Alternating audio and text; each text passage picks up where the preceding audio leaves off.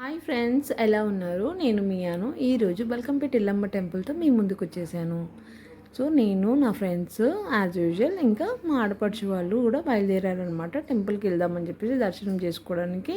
So మా ఆడపడుచు వాళ్ళు మాత్రం ముషిరాబాద్ నుంచి వస్తున్నారండి. మేము ఇక్కడి నుంచి బయలుదేరాము.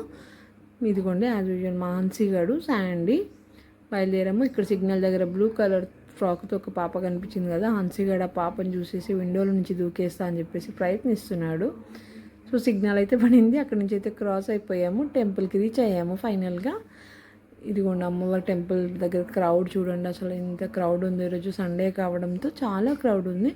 ఇది బయట అండి, టెంపుల్కి లెఫ్ట్ సైడ్లో బయటకి అమ్మవారి శారీస్ మొక్కుబడి పెట్టిన ఉంటాయి కదా, అవన్నీ అక్కడ బయట అమ్ముతారనమాట. సో చాలామంది తీసుకుంటారు. మేము ఒక 2 శారీస్ తీసుకున్నాము.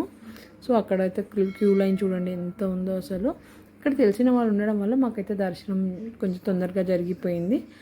చాలా ప్రశాంతంగా ఉందండి అసలు. టెంపుల్కి వెళ్ళేసి వస్తే ఎంత పాజిటివ్ ఉంది. ఏ టెంపుల్కి వెళ్ళినా చాలా పాజిటివ్ ఉంటుందండి, ఎందుకంటే టెంపుల్స్ అనేటివి నెగిటివ్ ఎనర్జీని పోగొడతాయి. సో మేమైతే అక్కడ ఫొటోస్ తీసుకొని ప్రసాదం తినేసి కొద్దిసేపు అక్కడ స్పెండ్ చేసి అమ్మవారి దగ్గర మేమైతే బయలుదేరాము. అక్కడ కొద్దిసేపు కూర్చున్నాము, ఎందుకంటే కొన్ని ఫొటోస్ తీసుకున్నాము కదా, అవన్నీ చూసుకుంటూ మెమొరీస్ అన్ని జ్ఞాపకాలతో కూర్చొని. ఇదిగోండి మా ఫొటోస్ ఇక్కడ అటాచ్ చేశాను. శాండీ, ధృతిగాడు, అమ్మవారు, మళ్ళీ శాండీ, ఇది నేను, శాండీ నేను, మా ధృతిగాడు, చూడండి సంగీత వాళ్ళ ఫ్యామిలీ, అండ్ ఫైనల్గా అమ్మవారిని ఫోటో కూడా నేను ఇక్కడ అటాచ్ చేస్తున్నాను.